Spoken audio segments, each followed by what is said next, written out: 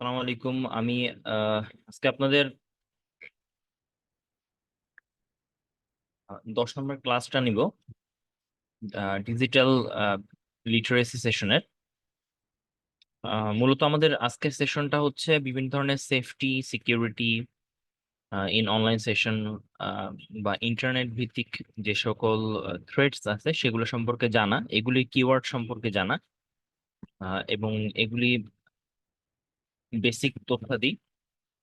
এছাড়া আপনি প্র্যাকটিক্যাল কিছু সিকিউরিটি যেটা মেনটেন করতে পারেন আপনাদের মোবাইল অথবা পিসিতে বা অনলাইন জগতে।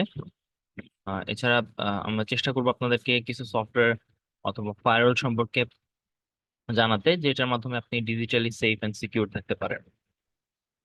আমাদের মূল টার্গেট হচ্ছে আমরা র্যান্ডমলি দেখবো যে এই যে আমাদের যে অনলাইনের যে জগৎটা সেটা কতটা ইনসিকিউর, এবং আমরা যদি সামান্য একটু ভুল করি, আমাদের যদি ইথিক্যাল অথবা নন ইথিক্যাল কাজগুলো যদি ব্যালেন্সড না থাকে, নন ইথিক্যাল কাজগুলো আমরা যদি করতে থাকি বা অনলাইন জগতে যদি আমরা এমন কিছু করে বসি যেটা অন্যদের জন্য ভালো হয় না, বা দেখা গেছে যে আমরা ট্রেন্ডস এর বাইরে চলে গেছি, তখন আমাদের কি হতে পারে। অ্যাকচুয়ালি আমাদের সিকিউরিটি এবং সেফটি জিনিসটা খুব ইম্পর্টেন্ট। আচ্ছা,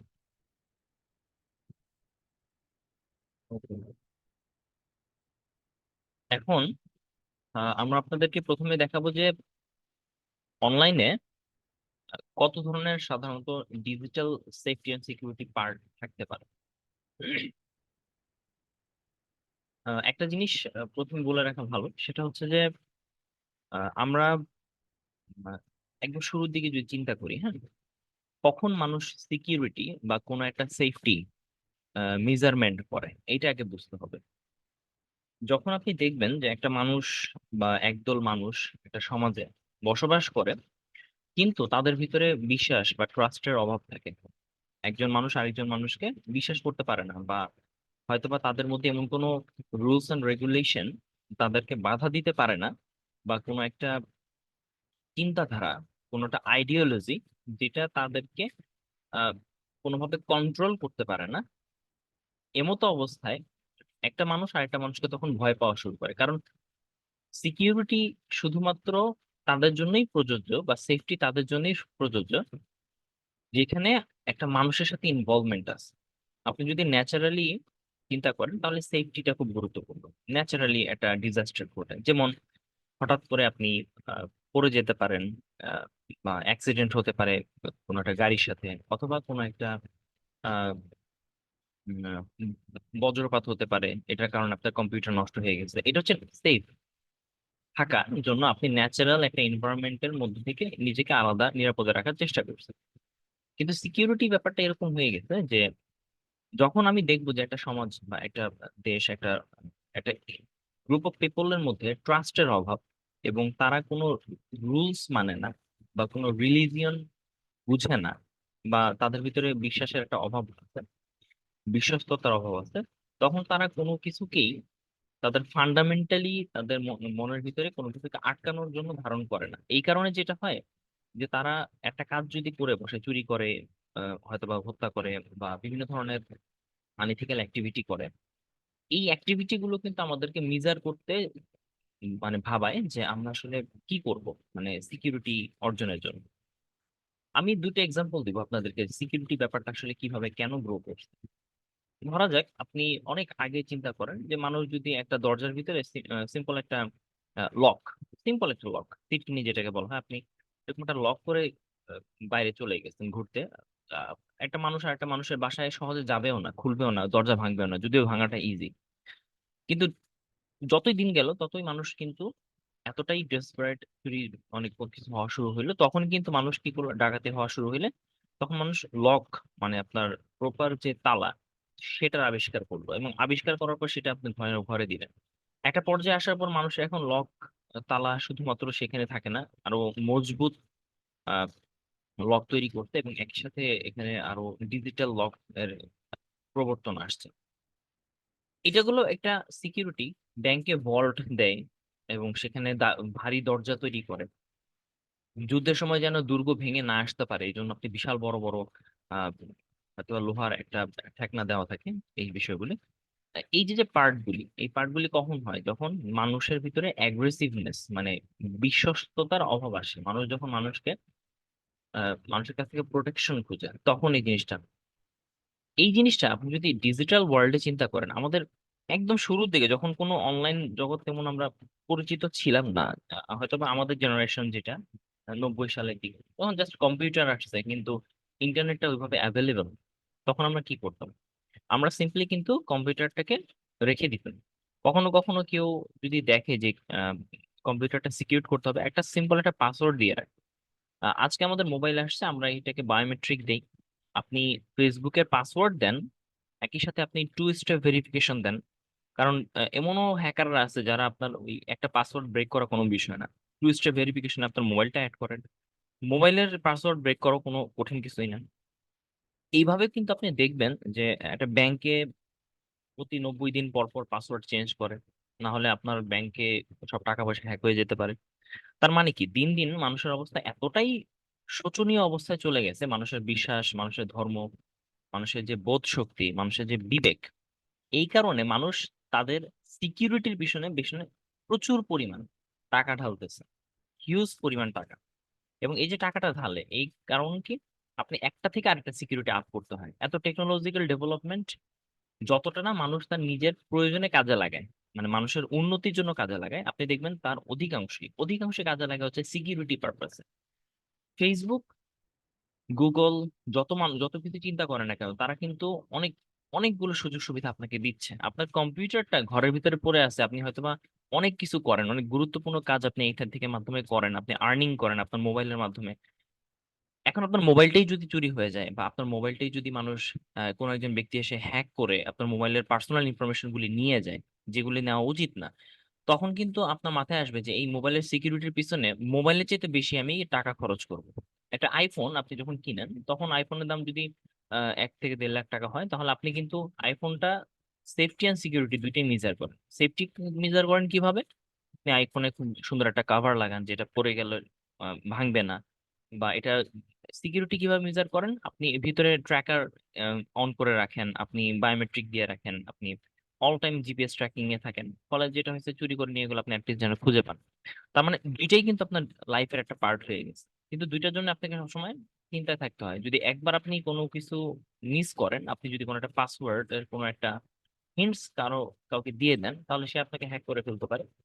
এই বিষয়টা, এই যে আলটিমেট সিকিউরিটিটা, সেটা হচ্ছে মানুষের হার্টে, মানুষের অন্তর, এবং মানুষের ধর্মীয় বোধে আর কি। অ্যাকচুয়ালি ডিজিটাল সিকিউরিটি এবং ইথিক্স অ্যান্ড প্রাইভেসি, এই বিষয়গুলো মূলত তখনই বেশিরভাগ আসছে যখন মানুষ দেখছে যে এই জায়গাটায় মানুষ নিজে ফিজিক্যালি কোনো কিছুই আটকাইতে পারবে না, সবকিছু ভার্চুয়াল জগতের কাজ। যেমন আজকে আপনাকে কোনো একটা গুগল অথবা ফেসবুক আপনার বিভিন্ন ছবি আপলোড করে নিতেছে, আপনি তার ড্রাইভে অনেক কিছু রাখতেছেন, পার্সোনাল ইনফরমেশন। এমন হতে পারে, I am not sure, but আমি আপনাদেরকে একটা এক্সাম্পল দিচ্ছি। এমন হতে পারে যে তারা হয়তো তাদের পলিসি চেঞ্জ করে আপনাদের অজান্তে আপনাদের কাছ থেকে হয়তো বা ওই ডাটাগুলি নিয়ে কপি করে তাদের কাজে লাগে। হয়তো বা ওখানে আপনার অনেক পার্সোনাল ছবি আছে, অনেক ভিডিও, অডিও, ডকুমেন্ট, অনেক সফিস্টিকেটেড ইনফরমেশন আপনি অনেক কষ্ট করে হয়তো বা ড্রাইভে জমা করছেন। বাট আপনি নিজেও জানেন না যে তারা হয়তো বা নিজে থেকে ভিতরে ভিতরে আনইথিক্যাল অ্যাক্টিভিটিতে জড়ায় পড়ছে। তারা হয়তো বা ভিতর থেকে হয়তো বা, সবাই না, একজন দুইজন হয়তো বা আপনার গুগল ড্রাইভটা কপি করে নিয়ে কাজ করতেছে। বাট আপনি হয়তো বা কল্পনাও করতে পারেন না। এবং এটা এমন না যে হয় না, এটা অনেক ক্লাউড ড্রাইভের ক্ষেত্রে হতে পারে। তো এই বিষয়গুলো, এই যে জিনিসগুলো, এগুলো হচ্ছে মূলত সিকিউরিটির কথা আমাদেরকে ভাবায়। এই জন্য অনলাইন জগৎটা খুব ভয়ঙ্কর। তো আমরা আজকে মূলত দেখবো হচ্ছে ডিজিটাল সিকিউরিটি এবং এইখানকার কিছু ইথিক্স। তো সিকিউরিটিতে আমরা কি কি পাই, অ্যাকচুয়ালি আমাদের সেটা বুঝতে হবে। যেমন প্রথমে যে জিনিসটা আসে, ক্রাইম, যে রিস্ক আমরা পাই সেটা হচ্ছে সাইবার ক্রাইম। এটা হচ্ছে একটা কম্পিউটার হ্যাক করা, এটা ইন্টারনেট বেস ইলিগাল অ্যাক্ট, যেটা আপনি আহ, যখন কম্পিউটারটা নিয়ে কাজ করেন, অনেকগুলো সিকিউরিটি সমস্যা, রিস্ক আপনার সামনে আসতে পারে। হ্যাঁ, একটা হতে পারে যে, আচ্ছা, সাউন্ড কি আসলে শোনা যাচ্ছে না?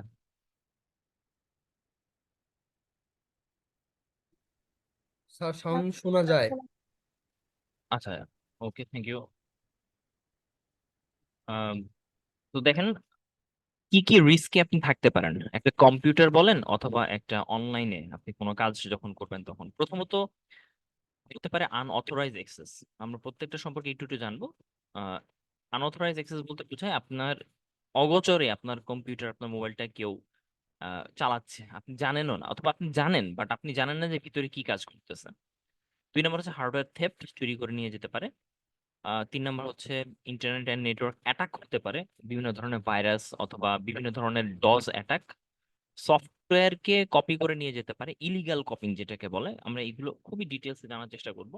ইনফরমেশন থেফট, তথ্য চুরি হয়ে যেতে পারে। সিস্টেম ফেইলিয়ার, লাইটনিং স্ট্রাইক, বিভিন্ন ধরনের আপনার ন্যাচারাল ফেনোমেনা ঘটতে পারে। তো আমরা এখানে অনেকগুলো টার্ম দেখবো যে অ্যাকচুয়ালি কারা এই কাজগুলি করে। তার প্রথমে একটা হচ্ছে হ্যাকার। হ্যাকার কিন্তু অ্যাকচুয়ালি নেগেটিভ কোনো ওয়ার্ড না। আপনি হ্যাকিং যে করে সে হচ্ছে মূলত আপনার কম্পিউটারকে ইলিগালি ব্রেক করে, কিন্তু সে আপনার কম্পিউটার বা আপনার ইন্টারনেট আপনার ওয়েবসাইটের মধ্যে যে কোনো দুর্বলতা আছে কিনা এই দুর্বলতাটা খুঁজে বের করে। ধরেন আপনার বাসার একজন লোক বাসায় একজন ইঞ্জিনিয়ারকে ডেকে নিয়ে আসছেন, এখন সেই ইঞ্জিনিয়ার ইলিগালি হয়তো বা বিভিন্ন পিলারে বাড়ি দিয়ে দেখতেছে যে পিলারগুলি নরম কিনা। আপনার কাছে মনে হতে পারে যে বাসাটা নষ্ট করতেছে, কিন্তু অ্যাকচুয়ালি সে বোঝার চেষ্টা করতেছে আপনার বাসাটা আসলে টেকসই কিনা।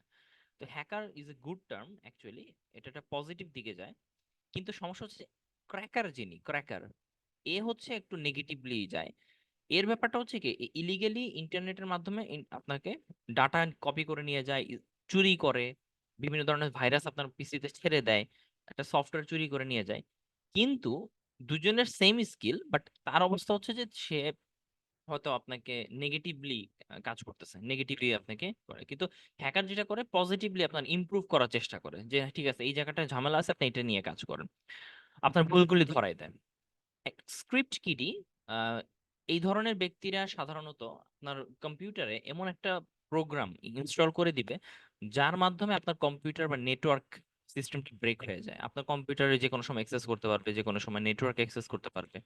এছাড়া কর্পোরেট স্পাই থাকে, অনেক সময় একটা কোম্পানির ভিতরে অনেকে জয়েন করে, তার কাজই থাকে হচ্ছে কোম্পানির বিভিন্ন কম্পিউটারে গিয়ে তথ্য চুরি করে বা বিভিন্ন ভাইরাস অ্যাড করে জিনিসটা নষ্ট করে দেয়। এটা সাধারণত সফটওয়্যার কোম্পানিগুলিতে হয়।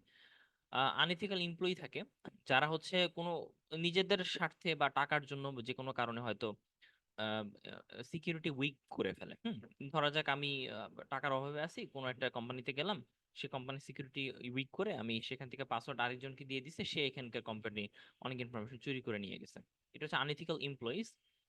সাইবার এক্সটর্শনিস্ট, এটা বোঝায় যে আপনি কোন একটা ইনফ্রাস্ট্রাকচার, অর্গানাইজেশনের ইনফ্রাস্ট্রাকচার ব্রেক করে দেন, থ্রেট করেন, আপনি তাদের কাছ থেকে অনেকটা চাঁদা দেন বা মুক্তিপণের মতো জিনিস, টাকা আদায় করে এটার মাধ্যমে।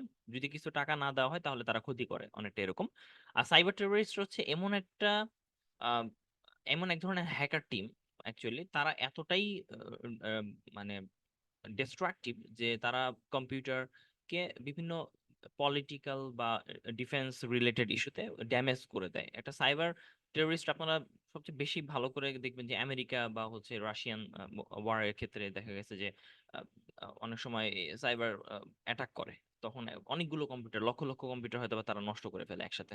তো এক্ষেত্রে মিলিয়ন বিলিয়ন অফ ডলারের প্রবলেম এবং বিশাল এক প্ল্যানিং এর দরকার পড়ে। সাধারণত সাইবার টেররিস্ট আপনারা মুভিগুলিতে দেখেন। তো এই হচ্ছে মূলত এরা এরা এদের মাধ্যমে মূলত বিভিন্ন ধরনের ক্রাইম গুলি হয়।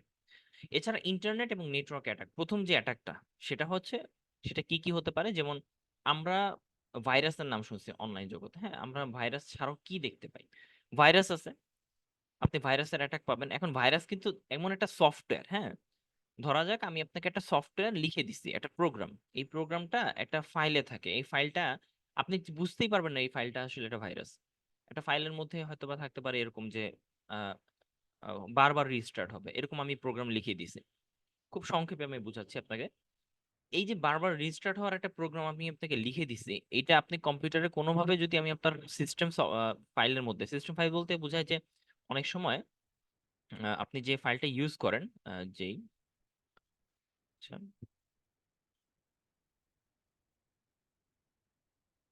আচ্ছা দেখি,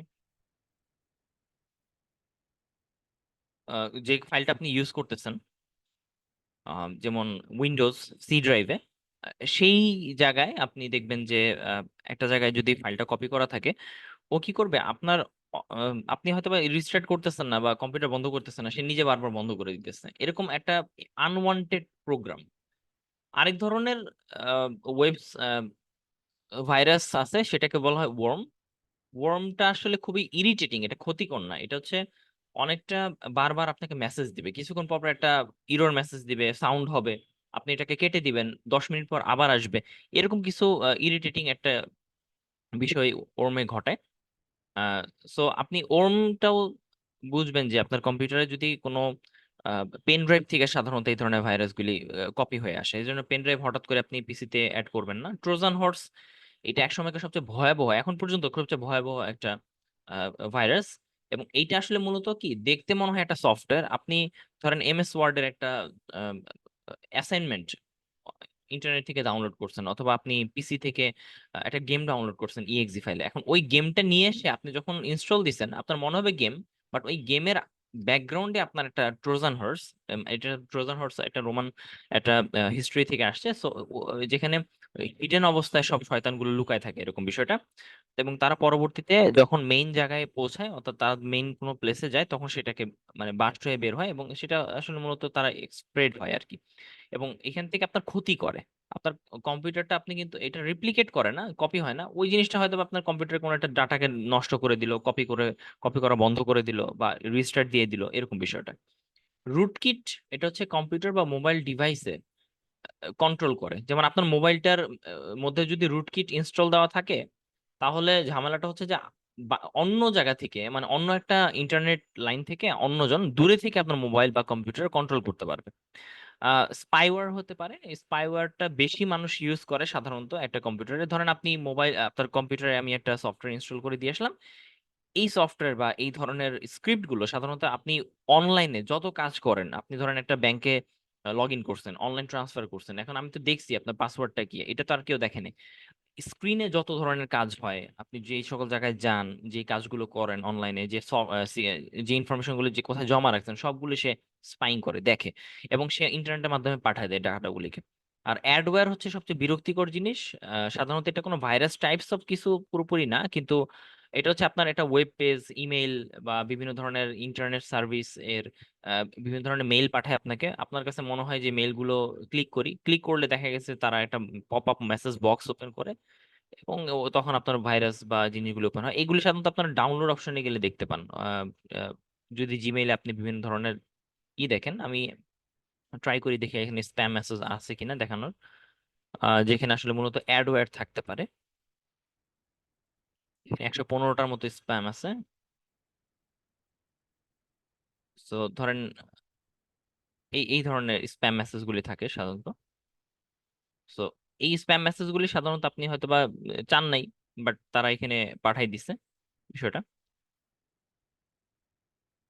তো সাধারণত এই লিঙ্কগুলো সাধারণত ক্লিক করাটা উচিত না, কারণ এই লিঙ্কের মাধ্যমে আপনার অনেক ধরনের ভাইরাস ছড়াই যেতে পারে। তো এই হচ্ছে বিভিন্ন ধরনের ভাইরাস যেগুলো আপনি অ্যাটাক করতে পারে আপনাদের। কিন্তু এই ভাইরাসগুলিকে এখন বর্তমানে আপনি ম্যালওয়্যার হিসেবে চেনেন, ম্যালিশিয়াস সফটওয়্যার। মানে ভাইরাস এক জিনিস, এবং ভাইরাসের টাইপস অফ আপনি সফটওয়্যারের মতো দেখতে, এটা হচ্ছে ম্যালওয়্যার বলা হয়। আমরা এখন বর্তমানে ভাইরাস ম্যালওয়্যার দুটি আমরা রিমুভ করার চেষ্টা করি। এছাড়া আরো জিনিস আছে, ম্যালওয়্যার ছাড়াও র্যানসমওয়্যার আছে, বটনেট আছে। বটনেট হচ্ছে একটা জম্বির মতো, অনেকটা জম্বি আপনারা হয়তো বা অনেক সময় অনেক মুভিতে দেখছেন। এটা হচ্ছে অনেকটা আপনি বটনেটের যে প্রোগ্রামটা যদি কোনো একটা মোবাইল ডিভাইস আপনি অ্যাড করে দিতে পারেন বা অ্যাড করে দেওয়া হয়, তাহলে দেখবেন যে আহ, একই কাজ নেটওয়ার্কে বারবার সে করে, একই কাজ করবে। এবং সাইবার ক্রিমিনালরা এই ধরনের এই জিনিসগুলো মোবাইলের বিভিন্ন গেম বা বিভিন্ন ধরনের উল্টাপাল্টা সফটওয়্যার গুলি যেগুলি থাকে সেগুলোর মাধ্যমে বা ইমেইল বা বিভিন্ন লিংক আপনাকে দিবে, আপনি হঠাৎ করে ক্লিক করে বসছেন, সাথে সাথে ইনস্টল হয়ে গেছে। ইনস্টল হয়ে গেলে হবে কি, আপনার ডিভাইসের মধ্যে বটনেটটা থাকলে আপনার ডিভাইসটাকে সে কন্ট্রোল করবে, মানে আপনার ডিভাইসের মেমোরি কন্ট্রোল করবে, দেখবে, বুঝবে আপনি কি করতেছেন, অনেকটা এরকম। তো বটনেট খুব ভয়াবহ জিনিস। এটা আসলে মূলত আপনার বটনেটের মাধ্যমে অনেকগুলো কম্পিউটার বা অনেকগুলো উম, আহ, মা- যে পিসি, সরি, মোবাইল, এদেরকে একসাথে কন্ট্রোল করা যায়। এছাড়া আরেকটা খুব গুরুত্বপূর্ণ অ্যাটাক হচ্ছে DDoS attack, denial of service attack. তো আমরা এইগুলো এত ডিটেলসে দেখবো না, আমরা কয়েকটা জিনিস বেসিক বুঝবো। ব্যাকডোর আছে, ব্যাকডোর অ্যাটাক বলতে বোঝাচ্ছে আপনার সিকিউরিটি বাইপাস করে চলে যায়। যেমন আপনারা যে ধরেন আপনার কোনো ফেসবুকে আপনি টু স্টেপ ভেরিফিকেশন দিয়েছেন। একবার প্রথমে আপনি পাসওয়ার্ড দিবেন, তারপর আপনার মোবাইলে একটা ওটিপি আসবে এবং আপনি মোবাইল থেকে আবার কন্ট্রোলটা আপনি ওটিপি দিয়ে আপনি লগ ইন করবেন। তো হতে পারে কি আপনার যে হ্যাকার সে এমন একটা টেকনিকে আপনার পাসওয়ার্ড দিছেন, কিন্তু আপনাকে ওই মোবাইলে যে ওটিপি যায় ওটিপিটা সে বাইপাস করে আপনার লগ ইনটা করে ফেলছে, মানে আপনার মোবাইলের কোনো প্রয়োজন নাই। তো ব্যাকডোর অ্যাটাক এইভাবে কাজ করে। অনেক সময় ব্যাকডোর অ্যাটাক হচ্ছে মূলত প্রোগ্রাম ডেভেলপমেন্টের জন্য কাজ করে। স্পুফিং আছে। স্পুফিং জিনিসটা খুবই ইন্টারেস্টিং। অনেক সময় এটা আমাদের চোখের ফাঁকি দিয়ে চলে যায়, আমরা দেখি না। স্পুফিং হচ্ছে যে অনেক সময় আপনি দেখবেন যে একটা ইমেল আসছে, তো ইমেলটা মনে করেন ফেসবুক থেকে আসছে বা গুগল থেকে আসছে। আমি দেখি এখানে কোনো এক্সাম্পল আছে কিনা, যেমন এই যে ইমেল, হ্যাঁ, ধরা যাক এই যে ইবে, হ্যাঁ, তো ইবে মধ্যে ইবে থেকে একটা ইমেল আসছে। এখন এই ইমেলটা আপনি দেখলে কিন্তু প্রথমে বুঝবেন না, যখন দারাজ অথবা ফেসবুক বা গুগল থেকে একটা মেল যদি আপনাকে দেয় যে আপনার সিকিউরিটি নষ্ট হয়ে গেছে, আপনি তাড়াতাড়ি এই লিঙ্কে ক্লিক করেন এবং এখান থেকে আপনি ক্লিক করে ওটাতে এই পাসওয়ার্ড দিয়ে আপনি আবার নতুন করে রিসেট করেন, এই ধরনের কথাগুলি বলে। তো আপনি ভালো করে না তাকায় মনে করছেন যে যেহেতু ইমেইলে আপনি লিখছে যে জিমেল থেকে মেল আসছে, আপনি করছেন ক্লিক করে ফেলছেন।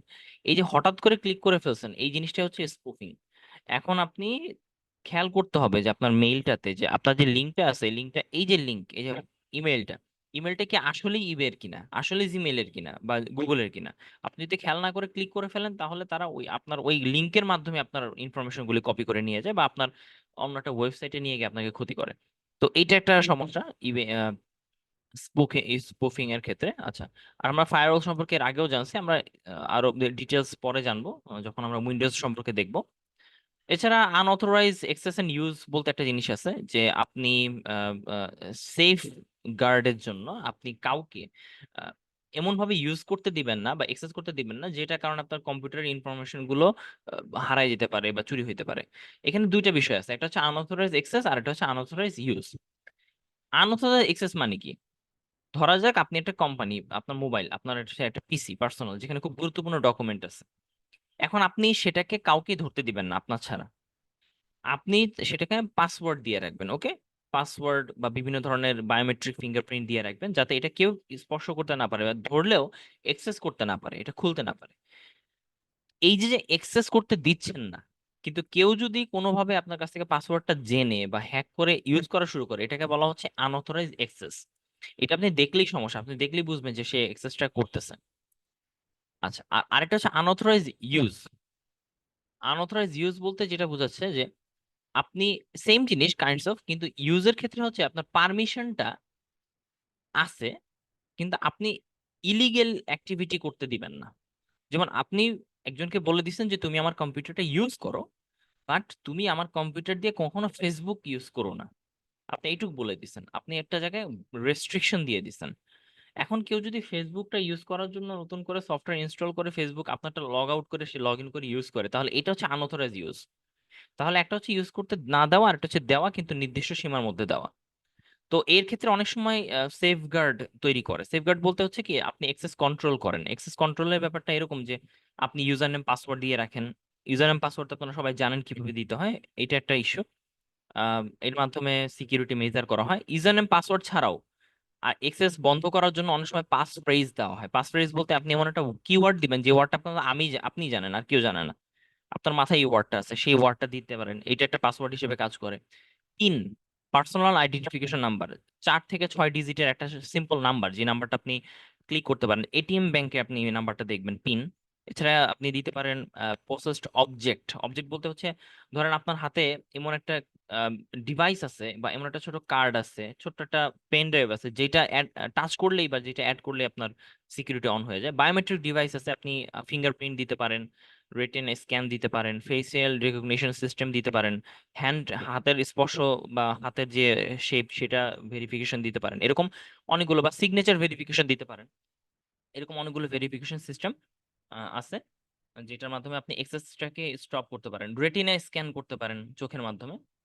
এটা এই টু স্টেপ ভেরিফিকেশন আছে। টু স্টেপ মানে হচ্ছে আপনি ইউজার নেম পাসওয়ার্ড দিচ্ছেন, এটা হচ্ছে ওয়ান স্টেপ। আপনি পাসওয়ার্ডের পরে ইমেইলে গিয়ে আরেকটা লগ ইন হবে, ইমেইলে একটা লিঙ্ক চলে যাবে, সেই লিঙ্কের মাধ্যমে লগ ইন করতে পারবেন, এটা হচ্ছে টু স্টেপ। আবার হতে পারে মোবাইলে হয়তো বা আপনার অ্যাড করা আছে, মোবাইলে একটা পাসকোড যাবে, এটা একটা স্টেপ।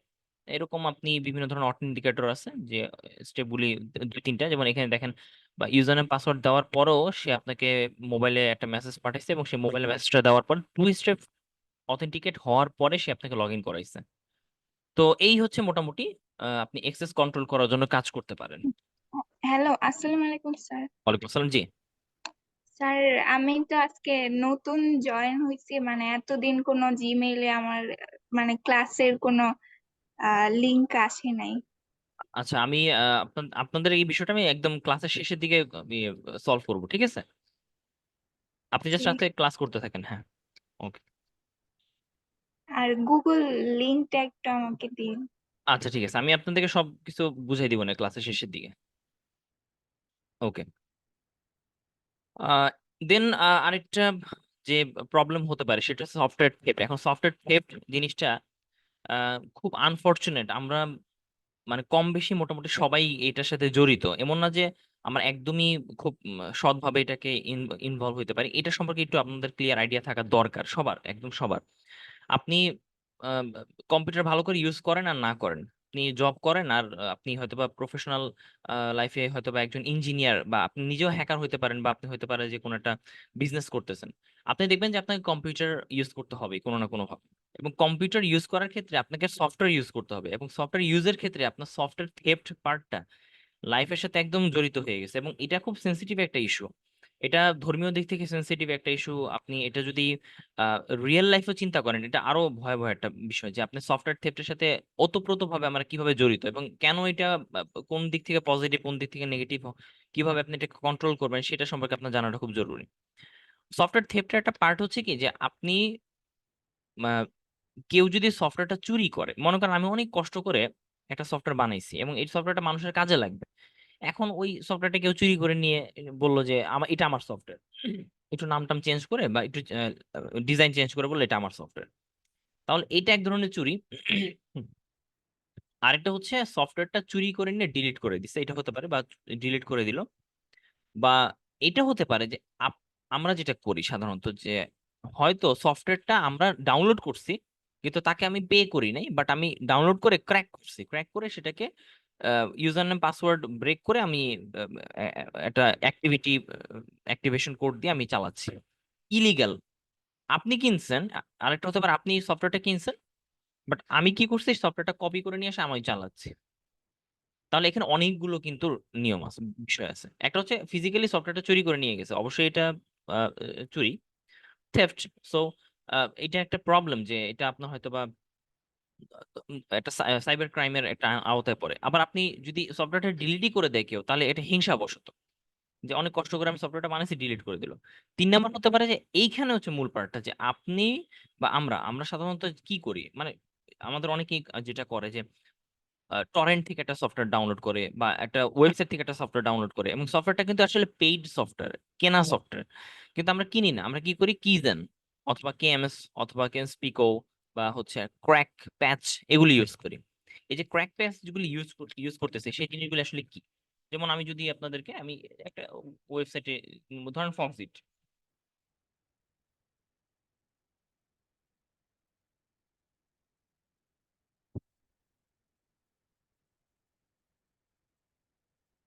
আমি একটা ওয়েবসাইটে যাব, নর্মালি যেটা হবে কি, এসিডিসি, এটা একটা খুব রিনোন ইমেজ সফটওয়্যার। তো এই ইমেজ সফটওয়্যারটা আমি আসলে ডাউনলোড করতে চাই। তো আমি কয়েকটা ফাইল ওপেন করি বোঝার জন্য। এটা এটা এটা ক্লিক করি, আর আমি ওদের নিজস্ব একটা ফাইল, নিজস্ব যে এসিডিসি আছে সেটা ওপেন করি।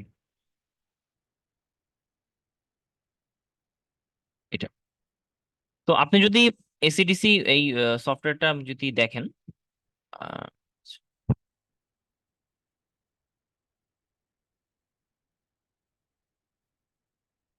ওদের যদি অফিসিয়াল ইমেইলে যান, যে ওদের একটা ইমেজ এডিটিং সফটওয়্যার আছে, এবং এটা যদি প্রো ভার্সনটা আপনি কিনতে চান, হ্যাঁ, বাই নাওতে গিয়ে, তাহলে আপনি দেখবেন যে আহ, মোটামুটি সাবস্ক্রিপশন অনুসারে পার মান্থ আপনাকে কিছু টাকা দিতে হবে। আপনি যদি একদম লাইফ টাইমের জন্য কিনতে চান, তাহলে সেক্ষেত্রে আহ, এত টাকা দিয়ে আপনি কিনতে পারেন। আলটিমেট প্যাক $129 দিয়ে কিনতে পারেন। তো আমি ধরি আপনি প্রোটাই কিনবেন, তাও $60 আপনাকে দিতে হবে। তো $60 মানে কি বাংলাদেশের টাকায় প্রায় 120 টাকা করে, 120 × 60, প্রায় অনেক টাকার মতোই। সো আমরা যদি এভারেজ ধরি 120 × 60, তাহলে প্রায় 7,200 টাকার মতো। এটা একটা সফটওয়্যার, 7,200 টাকা, এটা অ্যাকচুয়ালি বেশি কিছু না। মানে প্র্যাকটিক্যালি আপনি তো ইউজ করতেছেন সারা জীবনের জন্যই, হয়তোবা আপনি কখনো কখনো আপডেট পাবেন, কখনো পাবেন না। তো এটা খেয়াল রাখতে হবে যে একটা হচ্ছে আপনি ক্লাউডে কিনতে পারেন। ক্লাউডে কিনলে যেটা হবে কি, আপনি প্রতি বছর বছর আপনি কিছু টাকা দিবেন, আর আপনি আপডেটও পাবেন। আর ওয়ান টাইম পারচেজের ক্ষেত্রে আপনি একবারই কিনবেন, আপডেট আর পাবেন না, কিন্তু সারা জীবন ইউজ করতে পারবেন। কিন্তু এটা তো অন্য ধরনের প্রবলেম আছে। এখন আপনি এইটাকে যদি ডাউনলোড করেন অন্য জায়গা থেকে, এরকম কিছু ওয়েবসাইট আছে, যেমন এই ওয়েবসাইটের কথা চিন্তা করেন, এই সেম জিনিস আমি অন্য ওখান থেকে ডাউনলোড করি।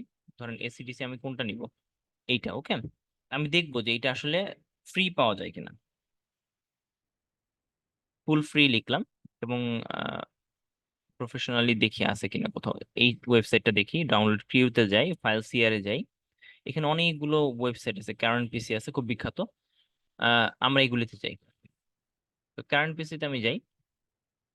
এখানে আপনি এসিডিসি যা ওখানে দেওয়া আছে আপনি এখানে দেখবেন, তাই অনেকগুলো হাবিজাবি লেখা। জাস্ট এটা আপনার সার্চ ইঞ্জিন অপটিমাইজেশনের জন্য লিখে, একদম শেষের দিকে দেখবেন কি আপনি এখানে 3টা লিঙ্ক পাবেন। হ্যাঁ, এই 3টা লিঙ্কের যে কোনো একটাতে আপনি ডাউনলোড করতে পারবেন। আমি একটা ডাউনলোডের অপশনে ক্লিক করবো বোঝার জন্য। দেখবেন আপনি ডাউনলোডে ক্লিক করলে সে আপনাকে কিছুক্ষণ ওয়েট করতে বলবে। এই ওয়েটটা করার কারণ কি, এটা হয়তো বা আপনার সিকিউরিটি ইস্যু হতে পারে, বা এমন হতে পারে যে সে আপনার পিসিতে হয়তো কোনো কিছু ডাউনলোড করে রাখার চেষ্টা করতেছে। আপনি গেট ইউর ফাইল ক্লিক করলে আপনাকে আরেকটা পেজে নিয়ে যাবে, এভাবে করে আপনাকে শুধু ঘোরাবে। হয়তো বা হতে পারে যে এটার মাধ্যমে তারা কোনো সিকিউরিটি বিষয়গুলি দিয়েছে এবং ডাউনলোড হয়ে গেছে, এই যে ডাউনলোডে চলে আসলো, এবং আপনাকে একটা পাসওয়ার্ড দিবে, আপনি পাসওয়ার্ডের মাধ্যমে ডাউনলোডটা করে ফেলবেন। ওকে। এখন এই যে ওয়েবসাইট গুলো, এই যে আপনাকে ডাউনলোড করাইতেছে, এগুলো কিন্তু মূলত ক্র্যাক ওয়েবসাইট, ক্র্যাক করা সফটওয়্যার, সরি।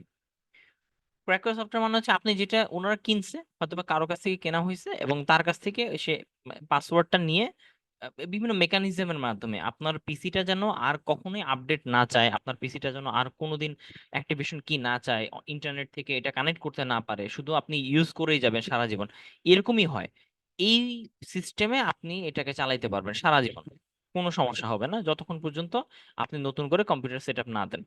এখন এই যে ঘটনাটা ঘটতেছে, এর মাধ্যমে কি সে কিন্তু আপনার কাছ থেকে $60 পাইলো না।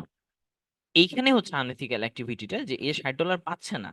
এই যে আপনি যে কিজেন দিয়ে আপনি কাজটা করতেছেন, আরেকজনের কাছ থেকে কপি করে ইলিগালি আপনি নিজে চালাচ্ছেন, সফটওয়্যার পাইরেসি যেটাকে বলা হয়, পাইরেটসরা যেটা করে সাধারণত। তো এই পাইরেসি বিষয়টা, এই জিনিসটা ধর্মীয়ভাবে আপনি যদি চিন্তা করেন, এটা উচিত না এবং আনএথিক্যাল।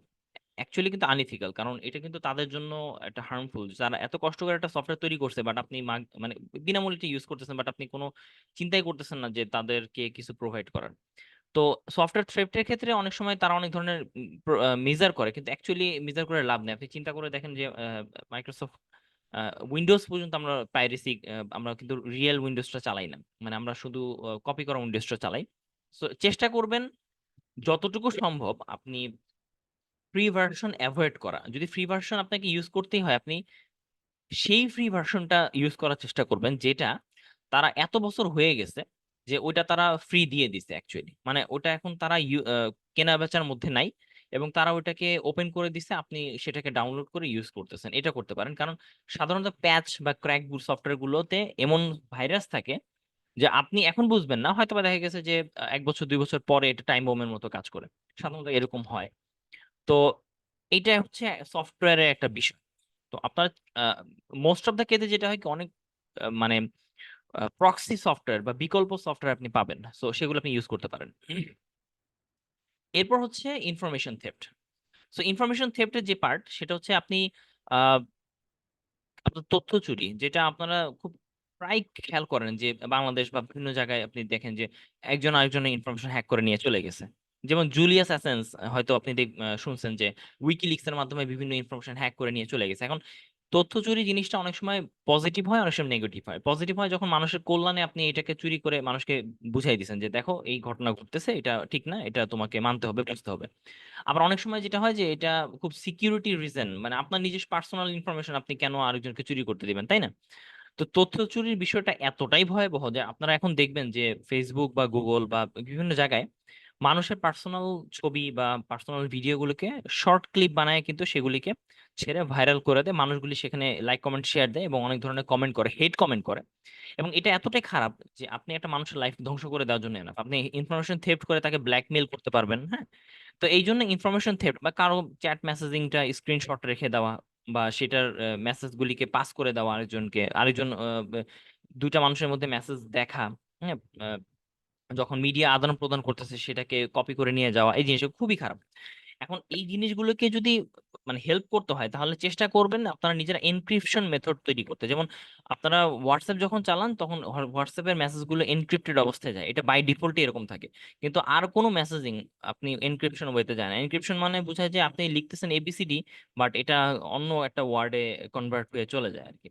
তো এটা অটোমেটিকলি অনেকে প্রোভাইড করে, এটা আসলে মূলত আপনার নিজের কিছু করার মতো নাই। এছাড়া অনেক সময় মানুষ ভিপিএন ইউজ করে মানে নিজের আইডেন্টিটি রক্ষা করার জন্য, যে আপনি কোনো একটা ওয়েবসাইটে যাচ্ছেন, আপনি চান না যে কেউ আপনাকে ট্র্যাক করুক, আপনি virtual network, private network use করতে পারেন, ভিপিএন। বিভিন্ন ধরনের ভিপিএন আপনি ইনস্টল করতে পারেন। যেমন আপনি যদি চান যে কোনো একটা ওয়েবসাইট ব্লক করা আছে বা কোনো একটা ওয়েবসাইট খুব গুরুত্বপূর্ণ বাট আপনাকে ওপেন করতে দিবে না, বা আপনি সিকিউরিটি পারপাসে আপনি হয়তো বা কাজ করবেন, হ্যাঁ, এক্সট্রানেটস এর জন্য, আপনি তখন বিভিন্ন ধরনের ভিপিএন ইউজ করতে পারেন। সবসময় ভিপিএন ইউজ করাটা ইম্পর্টেন্ট এরকম না, আপনি হয়তোবা টরেন্ট ডাউনলোডের ক্ষেত্রে ভিপিএনটা ইউজ করতে পারেন, বা আপনি হয়তোবা কোনো একটা একাডেমিক যেই লগ ইন আছে সেই লগ ইন গুলো আপনার দেশের জন্য হয়তোবা ব্লক করা, সেগুলির জন্য আপনি ভিপিএন ইউজ করতে পারেন এইভাবে। তো এরকম কিছু সিকিউরিটি আপনি নিতে পারেন। দেন আমরা backup, hardware theft, vandalism and failure এই সম্পর্কে জানবো। হার্ডওয়্যার থেফট বলতে বোঝায় আপনার জিনিসটা চুরি করে নিয়ে গেছে, কোনো একটা মোবাইল বা কোনো একটা পিসি, ল্যাপটপ, এটা এখানে আসলে কিছু বলার থাকে না। আহ, চুরি করা খুব ভয়াবহ একটা বিষয় এখানে। ভ্যান্ডালিজম হতে পারে যে আপনার জিনিসটাকে নষ্টই করে ফেলছেন, বা আপনাকে হার্ডওয়্যার ফেলিয়ার বলতে বোঝাচ্ছে আপনি হার্ডওয়্যারটা হঠাৎ করে নষ্ট হয়ে গেছে। এখন আমি এই তিনটা সম্পর্কে একটু ক্লিয়ার আইডিয়া দিই। যেমন আহ, চুরি সম্পর্কে তো আইডিয়া দেওয়ার কিছু নাই, ভ্যান্ডালিজম নষ্ট করে ফেলছে, কিন্তু ফেলিয়ার ব্যাপারটা কি? ফেলিয়ার হচ্ছে কি, ধরেন আপনার কম্পিউটার বা আপনার মোবাইল ফেল কখন করতে পারে? যখন আপনি মোবাইলটাকে ওভারচার্জ করতেছেন, বা মোবাইলটা এমন জায়গায় রাখছেন যে জায়গা থেকে পড়ে যাওয়ার সম্ভাবনা আছে, বা মোবাইলের যে ইন্টারনেট কানেকশনটা আছে সেই কানেকশনটা অলওয়েজ রাখছেন, ফলে ব্যাটারিটা ডাউন হয়ে যাচ্ছে, বা এমন একটা অ্যাপস আপনি ভিতরে মোবাইলের ভিতরে ইনস্টল দিয়ে রাখছেন যে এটা বারবার ক্লিন করেন না, এই জন্য মোবাইল অ্যাপসটা মেমোরি দখল করে রাখছে, অনেকক্ষণ ধরে প্রসেস হচ্ছে। তো এই জিনিসগুলো আপনি খেয়াল রাখবেন যেন এটা হার্ডওয়্যার ফেলিয়ার একটা মূল কারণ। আর আরেকটা জিনিস বলি, সেটা হচ্ছে যে আপনি পিসিটার কথা চিন্তা করেন, আপনার পিসিতে বজ্রপাত পড়তে পারে। তো আপনার পিসির বাইরে যে লিংক লাইনটা আছে, ইন্টারনেট লাইনটা, সেটা আপনি খুলে রাখবেন। বা আপনি নিউট্রাল অ্যাড করে রাখতে পারেন, বা ইউপিএস ইউজ করতে পারেন। হঠাৎ করে কারেন্ট চলে গেলে কিন্তু আপনার কম্পিউটারের হার্ড ডিস্ক, মাদারবোর্ডের উপর খুব প্রেশার পড়ে, ইনস্ট্যান্ট পাওয়ার চলে গেলে আপনি ইউপিএস বা আইপিএস ইউজ করতে পারেন, যাতে পাওয়ারটা চলে গেলে আপনি কম্পিউটারটা ধীরে সুস্থে বন্ধ করতে পারেন। এছাড়া আপনি কম্পিউটার এর বিভিন্ন ইনফরমেশনকে ব্যাকআপ নিতে পারেন, এই ব্যাকআপটা খুব গুরুত্বপূর্ণ। আপনি গুগল ড্রাইভ বা এরকম ক্লাউড ড্রাইভে ব্যাকআপ রাখতে পারেন। বেস্ট হচ্ছে আপনি চেষ্টা করলে যে একটা নতুন একটা হার্ড ডিস্ক, যে হার্ড ডিস্কটা আপনি পোর্টেবল হার্ড ডিস্ক বলতে পারেন, সেখানে আপনি ব্যাকআপ নিতে পারেন, প্রতি সপ্তাহে একবার করে ব্যাকআপ নিতে পারেন। এছাড়া আপনি এমন সব কম্পিউটার কিনবেন যেগুলো রোগ টাইপের, মানে হচ্ছে খুব শক্তপোক্ত, যেগুলি আপনি হয়তো বা আঘাত পেলেও হয়তো ভাঙে ভেঙে যায় না, এই টাইপের আপনি কাজ করতে পারেন। এগুলো হচ্ছে আপনার মোটামুটি সেফ থাকার একটা ইস্যু। এছাড়া অনেকগুলো সেফটি ইস্যু আছে, আপনি হয়তোবা ব্যাকআপ থাকা এই বিষয়গুলি আপনি অন্যভাবেও মেনটেন করতে পারেন। যেমন এই যে পিসিটা আপনি ইনস্টল দিছেন, ইনস্টল দেওয়ার পরে আপনি হয়তো অনেকগুলো সফটওয়্যার ইনস্টল দিছেন, আপনি এগুলোকে একটা সফটওয়্যারের মাধ্যমে, আমি আপনাকে সফটওয়্যার আইডিয়া দিই।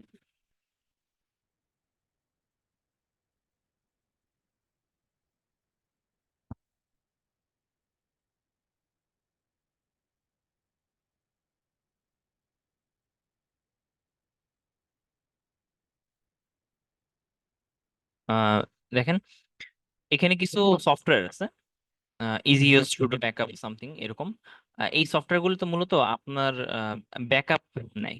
কিরকম ব্যাকআপ? আপনি এই পিসিটা চাচ্ছেন যে সেভ করে রাখতে, পিসির পুরো সেট আপটা, আপনি এখানে উইন্ডোজও পাবেন এরকম, উইন্ডোজ রিস্টোর এবং ব্যাকআপ একটা অপশনই আছে, দেখেন ক্রিয়েট এ রিস্টোর পয়েন্ট। হ্যাঁ, এটা খেয়াল করেন, এখানে আমি ক্লিক করলাম। আহ এই যে অপশনটা আসলো, এখানে হচ্ছে আপনি ইচ্ছা করলে একটা ব্যাকআপ নিয়ে আসতে পারেন, ব্যাকআপ তৈরি করতে পারেন। কিভাবে তৈরি করবেন? যেমন ধরেন আপনি চাচ্ছেন যে আপনার এই যে পিসিটা অনেক কষ্ট করে আপনি ইনস্টল দিছেন, হ্যাঁ, উইন্ডোজটা, এরপরে ধরেন 20-25টা সফটওয়্যার আপনি ইনস্টল দেওয়া আছে, কোনো কারণে ভাইরাস এসে একদিনের ভিতরে নষ্ট করে দিল, আপনার কম্পিউটারটা কিন্তু আবার সেট আপ দিতে হবে। কিন্তু আপনি যখন সবগুলো সফটওয়্যার সেট আপ দেওয়া হয়ে গেছে, যখন পিসিটা একদম ফ্রেশ এবং সব সফটওয়্যার ইনস্টল দেওয়া আছে, আপনি স্মুথলি চালাচ্ছেন, এমন একটা দিন আপনি চয়েস করবেন যে দিনটা আপনার মনে হবে যে হ্যাঁ আপনার পিসিতে কোনো প্রকার ভাইরাস নাই। স্ক্যান দিয়ে সব ক্লিন করে আপনি দেখবেন যে কোথায় আপনার সিস্টেমটা আছে, সি ড্রাইভ, ওকে, সি ড্রাইভে সিস্টেমটা আছে। আপনি এই ড্রাইভে একটা ব্যাকআপ পয়েন্ট রাখবেন, মানে আজকের দিন, যেমন এখন 27 তারিখ, মানে জুনের 27 তারিখ, 11টা 22 বাজে। আমি অ্যাকচুয়ালি জানি যে আমার পিসিটা এখন ফ্রেশ। তো আমি এখন কি করব? আমি চাচ্ছি যে এখানে একটা পয়েন্ট বানাইতে, ক্রিয়েট এ রিস্টোর পয়েন্ট। হ্যাঁ, এই মুহূর্তে ক্রিয়েট দিব এবং এটা একটা নাম দিব। হ্যাঁ,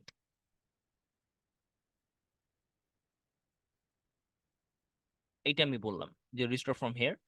আমি যখন একটা ক্রিয়েট দিব, আমি এখন দিব না, তখন সে হবে কি যে পুরো সিস্টেমটার একটা ইমেজ, একটা ব্যাকআপ তৈরি করে ফেলবে। এটা হয়তো বা হতে পারে 20 জিবি, 30 জিবি হতে পারে, বা 10-15 জিবি হতে পারে, অনেক বড় একটা ফাইল। পুরোটা যখন ফাইলটা একটা ব্যাকআপ তৈরি করবে, এটা কোথায় রাখবে? এটা একটা কোনো একটা হার্ড ডিস্কে রেখে দিবে। এখন ওই যে যে রেখে দিল, আপনার আর তেমন কিছুই করার নাই। এখন কোনো কারণে যদি আপনি 1 মাস পর, বা আমার কম্পিউটার 1-2 মাস পর যদি হঠাৎ করে নষ্ট হয়ে গেছে, আমি দেখলাম যে ভাইরাস অ্যাটাক করে কোনো ওএস নষ্ট করে ফেলছে, কোনো একটা সফটওয়্যার নষ্ট করে ফেলছে, এখন এটা কোনোভাবেই যাচ্ছে না, হয়তো বা ভাইরাস রিমুভার টুল দিয়েও যাচ্ছে না, অ্যান্টিভাইরাস দিয়েও যাচ্ছে না, তখন আমি কি করব? আমি যেটা করব যে এই যে যে অবস্থায় এই যে সিস্টেম রিস্টোর, এটা ক্লিক করব। রিস্টোর করার সময় তখন আমাকে একটা অপশন দিবে যে তুমি কোন সময় রিস্টোর চাও, সে টাইমটা দিয়ে দিবে। যেমন অনেক আগে একটা রিস্টোর পয়েন্ট ছিল। তো আমি যদি বলি যে হ্যাঁ 14 তারিখ না, আরো এই সময়কার একটা রিস্টোর পয়েন্ট, এখানে ক্লিক করে নেক্সট দিলে সেটা কি করবে, সে আগের, মানে অনেকটা টাইম মেশিনের মতো, আর টাইম ব্যাক করে আপনাকে ওই আগের পিসিটা ফেরত নিয়ে এসে দিবে। তো এইভাবে আপনি রিস্টোর পয়েন্ট তৈরি করতে পারেন অ্যাকচুয়ালি। এবং আরেকটা জিনিস আহ, আপনাদের বলে রাখা ভালো, সেটা হচ্ছে যে পিসি বা হার্ডওয়্যারের ক্ষেত্রে আপনারা চেষ্টা করবেন যে যখন আপনি মেনটেন করবেন, তখন ম্যানুয়াল গুলি পড়া, মানে ম্যানুয়ালের মধ্য থেকে বা ওটার বেস্ট কনফিগারেশনটা তৈরি করে নাও। আপনি একটা মোবাইল অথবা একটা পিসি তৈরি কিনছেন, আপনি হয়তো বা এর ভিতরে ইন্টারনাল মেকানিজম সম্পর্কে সবকিছু জানেন না। আমরা উইন্ডোজ যখন শিখবো, উইন্ডোজটা যখন দেখবো ইন ডিটেলস, তখন আমরা দেখবো উইন্ডোজটা কিভাবে, কোথায় খুঁটিনাটি কি আছে। তখন আপনি দেখবেন যে কিভাবে উইন্ডোজটা মেনটেন করলে ভালো হয়। চেষ্টা করবো অনেক কিছু দেখানো এরকম এখানে। তো আপনি একটা মোবাইল বা কোনো একটা জিনিসের সিকিউরিটি যেই অপশনগুলি আছে সেগুলি খুঁজে বের করবেন, প্রতিটা অপশনে কি মিন করে সেটা বোঝার চেষ্টা করবেন, এবং সেটা অন করা ভালো না অফ করা ভালো সেটা একটু বোঝার চেষ্টা করবেন, এবং সেই অনুসারে আপনি ওইটাকে কপি করবেন। কারণ অনলাইন ওয়ার্ল্ডে আপনি যদি কোনো একটা কিছু আপলোড দিয়ে দেন, মনে রাখবেন আপনি ফেসবুকে একটা পোস্ট দিছেন, আপনি গুগলের মাধ্যমে কোনো একটা পোস্ট দিছেন, বা আপনি কোনো একটা অনলাইন মিডিয়াতে একটা পোস্ট বা একটা মেসেজ দিচ্ছেন, হ্যাঁ, আপনি সেটাকে ডিলিট করবেন, কিন্তু সেটা অ্যাকচুয়ালি কিন্তু কখনোই অনলাইনে কোনো কিছু ডিলিট হয় না, সেটা কিন্তু তারা রেখে দেয়, শুধু আপনার কাছ থেকে সেটা হাইড হয়। সো আপনার কোনো ছবি, আপনার কোনো পোস্ট কখনোই অনলাইন থেকে ডিলিট হবে না, কোনোদিনই হবে না। সেটা শুধুমাত্র আপনি ডিলিট করা অবস্থায় আপনি হাইড হয়ে যায় এবং আপনি কখনো দেখতে পান না, কিন্তু তারা ঠিকই তাদের কাছে এই তথ্যগুলি জমা রেখে দেয়।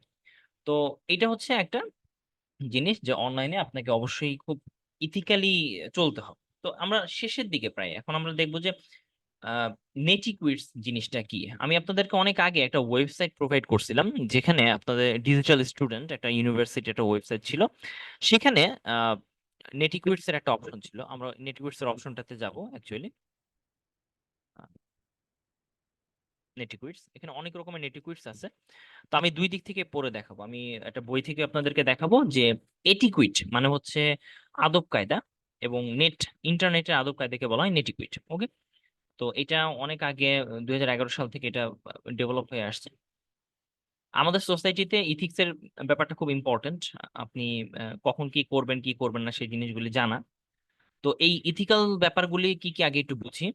যে অনলাইন জগতে ইথিক্যাল বিষয়টা হচ্ছে ইনফরমেশন অ্যাকুরেসি, আপনি কোনো মিথ্যা তথ্য ছড়াবেন না, হ্যাঁ।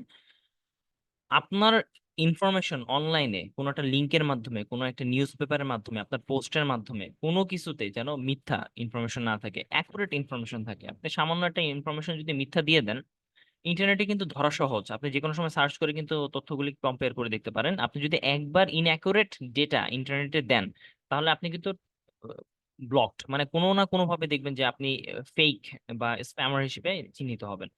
এটা একটা ইস্যু। সেকেন্ড একটা ইস্যু হচ্ছে intellectual property rights, IP. Intellectual property বলতে কি বোঝায়? আমার নিজস্ব একটা ব্রেইনের চিন্তা শক্তি আছে, আমি ইন্টেলেকচুয়ালি একটা কিছু বানাইতে পারি। যেমন ধরেন, হতে পারে আপনি খুব ভালোভাবে কেক বানাইতে পারেন, হ্যাঁ, আর আমি হয়তো বা কোনো একটা আহ, পড়া বুঝাচ্ছি, একটা নোট, স্টাডি নোট তৈরি করে দিচ্ছি। আরেকজন হয়তো বা খুব সুন্দর একটা ছবি আঁকতে পারে। এখন আমরা কি করি, এই তিন ঘরে কেক বানাইলাম একজন, বা নোট করলাম হাতে, বা কেউ একজন হয়তো বা কোনো একটা হয়তো বা কিছু করে হাতের কোনো কাজ করে রেখে দিলাম এরকম। তো আপনি ইচ্ছা করতেই পারে যে কেকটার রেসিপিটা আপনি অনলাইনে আপলোড করে সবাইকে শেয়ার করবেন, কিন্তু এটা আপনি নিজের, এটা কপিরাইট দিবেন। বা কেউ চাইতে পারে তার হাতে আঁকা ছবিটা সে আপলোড করবে, বাট এটা সে নিজের, সেটা লিখবে। কিন্তু কোনো কারণে যদি আরেকজন এটাকে কপি করে নিয়ে বললো তার নিজের নামে চালায় দেয়, এটাকে হচ্ছে ইন্টেলেকচুয়াল প্রপার্টি রাইটস এর ভায়োলেশন। তো আপনি কোনো ওয়েবসাইট, কোনো জায়গা থেকে কোনো কিছু নিজের নামে কপি করে নিয়ে আসবেন না, এটা করা যাবে না। যেমন একটা উদাহরণ দিই আপনার, এই যে ছবিটা আপনি দেখতেছেন, এই ছবিটা কিন্তু একটা আপেলের ছবি, কিন্তু আপনি ভিতরে দেখেন কমলার মতো দেখতে। তার মানে কি, এইটা একটা ফেক ছবি। এই যে বর্তমান যুগে আমরা যে ডিজিটাল অ্যাক্টের মধ্যে একটা বিভিন্ন ধরনের সাইবার ক্রাইমের মধ্যে পড়ি, তার ভিতরে একটা মেজর ক্রাইম হচ্ছে একজনের ছবি আরেকজনকে এডিট করে বসায় একদম হুবহু একটা ছবি বানানোর চেষ্টা করি। এটা হচ্ছে একটা মানে ফেক ইনফরমেশন। তো একইভাবে আপনি ইন্টেলেকচুয়াল প্রপার্টির ক্ষেত্রে আপনি দেখবেন যে মানুষের কোনো একটা লেখা বই, বা কোনো একটা লেখা কবিতা, হয়তো বা কোনো একটা নোট, বা লিরিক, সং, ফটো, বা বিভিন্ন ধরনের প্রিন্ট ম্যাটেরিয়ালস বা কন্টেন্ট, সেগুলো আরেকজন কপি করে নিয়ে ইউটিউব বা ফেসবুকে ছেড়ে দিছে। তো এটা হচ্ছে একটু একটু চেঞ্জ করে ছেড়ে দিছে। তো এটা হচ্ছে এক ধরনের ইন্টেলেকচুয়াল প্রপার্টি রাইটস এর ভায়োলেশন। কোড অফ কন্ডাক্ট হচ্ছে নিয়ম কানুন। আপনারা একটা কোম্পানি বা একটা ইউনিভার্সিটিতে যখন পড়াশোনা করেন বা কাজ করবেন, তখন আপনি দেখবেন যে বিভিন্ন ধরনের রুলস এন্ড রেগুলেশন আছে, এগুলিকে বলা হয় কোডস অফ কন্ডাক্ট। যেমন আপনি বিউটিতে যখন আসবেন, তখন দেখবেন যে হয়তোবা ফেসবুক বা ইউটিউব প্রয়োজনের বাইরে হয়তোবা আপনাকে অনেক ওয়েবসাইট ব্লক করে দিবে, রাখবে। হয়তোবা আপনি ল্যাবে অনেক কিছু ইউজ করতে পারবেন, হয়তোবা বাইরের ওপেন কমন ল্যাবে অনেক কিছু ইউজ করতে পারবেন না, মানে এরকম অনেক কিছু রেস্ট্রিকশন আছে। অনেক সফটওয়্যার আপনি ইনস্টল দিতে পারবেন না। আপনি ল্যাবে ঢোকার সময় আপনাকে একটা নির্দিষ্ট স্ট্রাকচারে বা নির্দিষ্ট একটা ওয়েতে ঢুকতে হবে। এরকম কিছু কোড অফ কন্ডাক্ট আছে। আপনি সফটওয়্যার ইলিগালি ইউজ করতে পারবেন না, বা আপনি এমন কোনো ওয়েবসাইটে যেতে পারবেন না যেটা হার্মফুল। এরকম কিছু নিয়ম কানুন লেখা থাকে সাধারণত। তো এই হচ্ছে মূলত বিভিন্ন ধরনের আপনার ইনফরমেশন, আপনার রাইটস বা কোড অফ কন্ডাক্টের বিষয়টা। এছাড়া আমরা এখন দেখবো হচ্ছে মূলত নেটিকুইটস।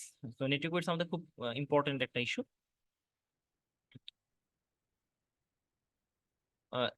আমরা আপনাদেরকে হয়তো বা আরো পরে যে কোনো একটা সময় প্রাইভেসি লস বা স্পাইওয়্যার, অ্যাডওয়্যার, বা হয়তোবা হতে পারে যে কুকিজ, ফিশিং বা স্ক্যামিং, এই বিষয়গুলো সম্পর্কে কিছুটা আইডিয়া দিব। আহ, আমরা একটু নেটি কুইজে চলে যাই।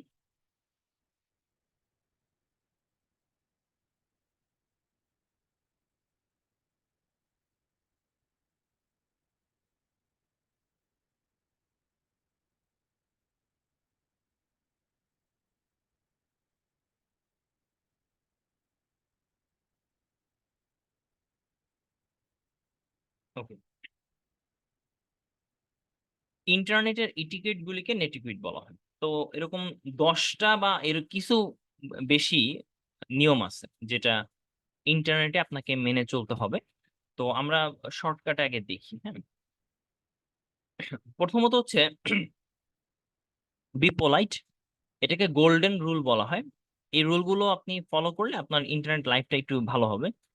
প্রথম হচ্ছে B polite and avoid offensive language. আপনি এমন কোনো ওয়ার্ড বা ল্যাঙ্গুয়েজ ইউজ করবেন না অনলাইনে পোস্টের মাধ্যমে, বা আপনি ভিডিও বা অডিওর মাধ্যমে, যেটা অফেন্সিভ, মানুষের বিপক্ষে যায়।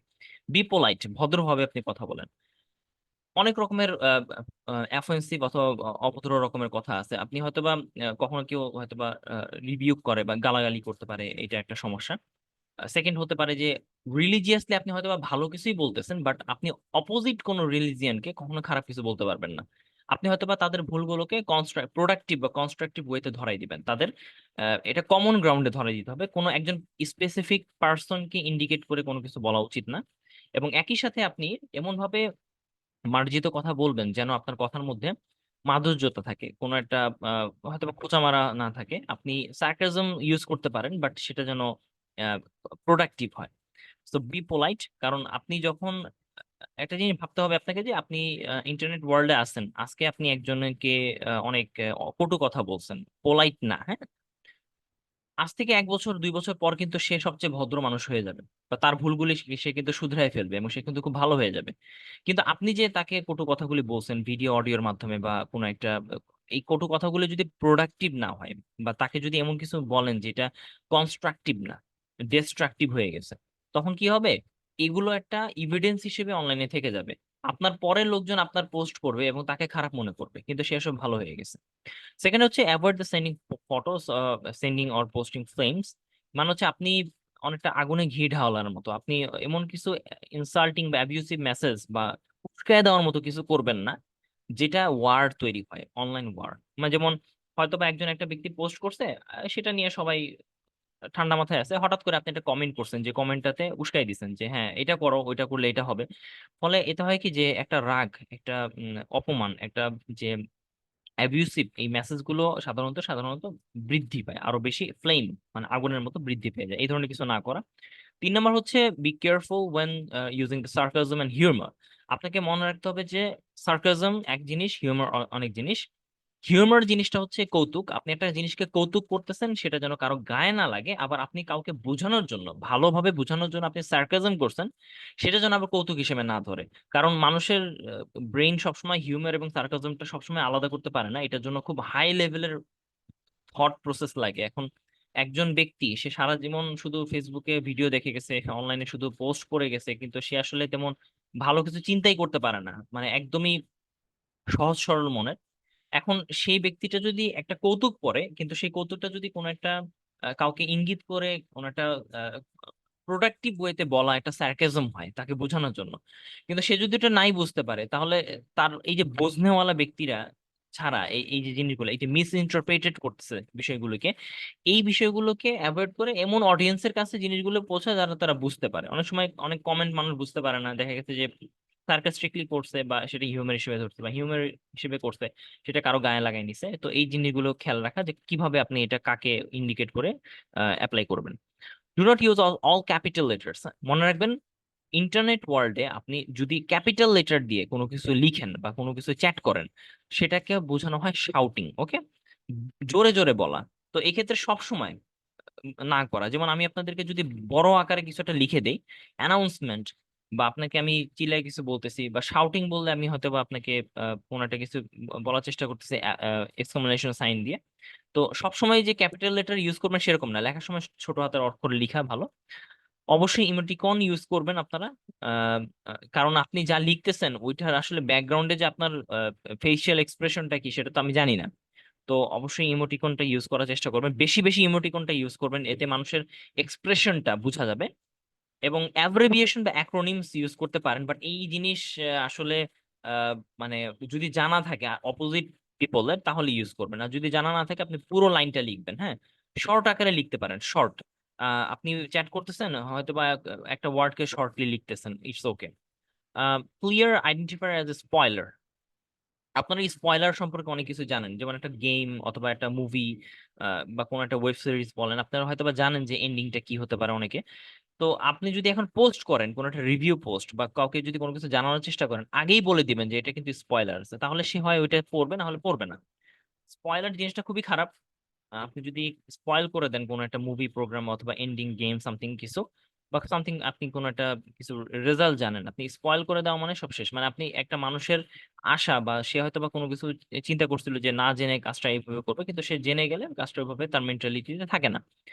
স্পয়লার সম্পর্কে আগে আপনি জানাই দিতে হবে, আপনি প্রথম লাইনে বলে দিতে হবে spoiler alert. Be forgiving and others of others mistakes, এটা খুবই গুরুত্বপূর্ণ। সবসময় চেষ্টা করুন মানুষকে ক্ষমা চোখে দেখতে। আপনি আপনাকে আগেই বলছি যে অনলাইন জগৎটা এত খারাপ যে আপনি এটাকে একবার যদি কোনো কিছু পোস্ট করে ফেলেন, সেটা কপি হইতে থাকবে, শেয়ার হইতে থাকবে। এখানে আমি আপনাকে তিনটা জিনিস বলবো আপনাদের সবাইকে, এবং আপনারা এটাকে শেয়ার করবেন। প্রথমত হচ্ছে, রিলিজিয়াসলি হোক বা আনইথিক্যালি হোক, আপনারা কখনোই, ছেলে হোক বা মেয়ে হোক, আপনারা কোনোদিন কখনোই, এখন থেকে যদি আপনাদের থাকেও, আপনারা চেষ্টা করবেন ডিলিট করে দিতে, ফটো পোস্ট করবেন না। কখনোই কোনো মেয়ে এবং ছেলে বা নিজস্ব পার্সোনাল গ্রুপ, ফ্যামিলি, কোনো ফটো অনলাইনে পোস্ট করবেন না আপনারা।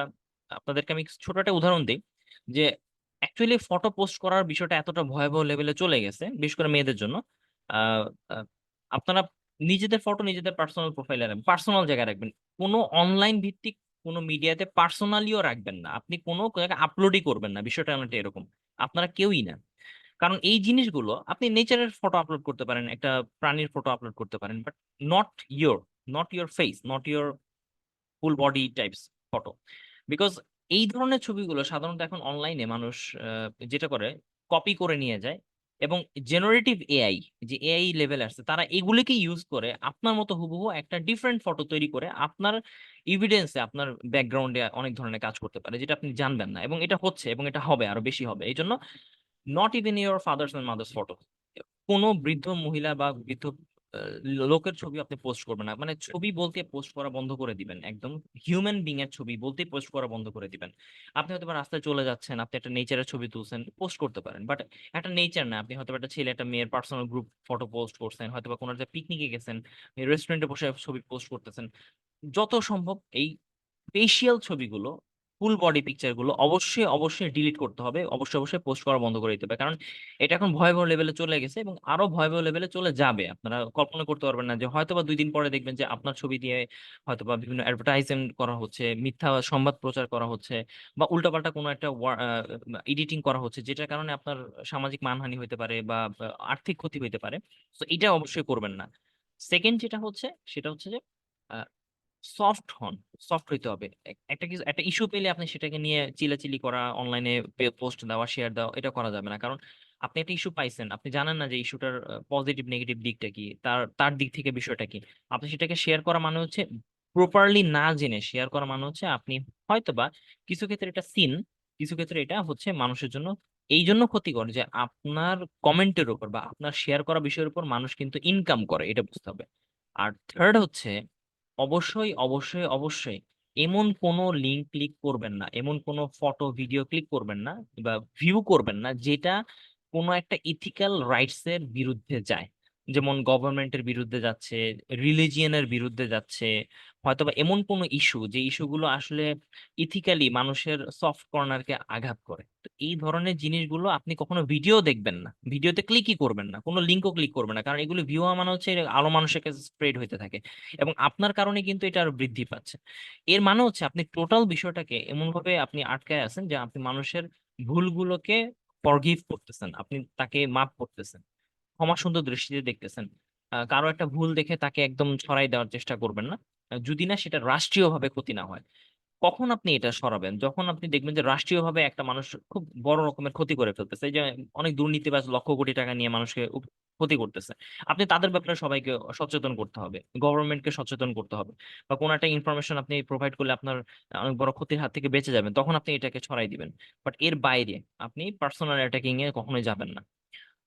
এবং ফাইনালি হচ্ছে, read the frequently asked question. আপনি দেখবেন যে কোনো একটা ওয়েবসাইট বা যে কোনো একটা পার্টে FAQ নামের একটা পার্ট থাকে। FAQ পার্টটা আপনি যে কোনো একটা ওয়েবসাইটে গেলেই পাবেন, হয়তোবা যদি একটা ওয়েবসাইটে যান, যদি এই বিষয়গুলো এখানে থাকে, অ্যাকচুয়ালি থাকে, তাহলে আপনি পাবেন। আমি যদি ভিউবিটি দেখি ওয়েবসাইটে আছে কিনা, এরকম কিছু সাধারণত ওয়েবসাইট গুলিতে এই জিনিসগুলো থাকে, FAQ পার্টটা। যদি না থাকে, আহ, হয়তোবা নাই এখানে, এরকম কোনো ওয়েবসাইট আমি হয়তো পাচ্ছি না। আপনি যেটা করবেন যে ফ্রিকোয়েন্টলি আস্কড কোয়েশ্চেনে চলে যাবেন, একদম নিচে থাকে এই জিনিসগুলি, একদম নিচে। সেইখানে লিঙ্ক থেকে আপনি কি করবেন, ক্লিক করে দেখবেন যে অ্যাকচুয়ালি তারা তাদের ওয়েবসাইট সম্পর্কে কি বলে, এই বিষয়টা।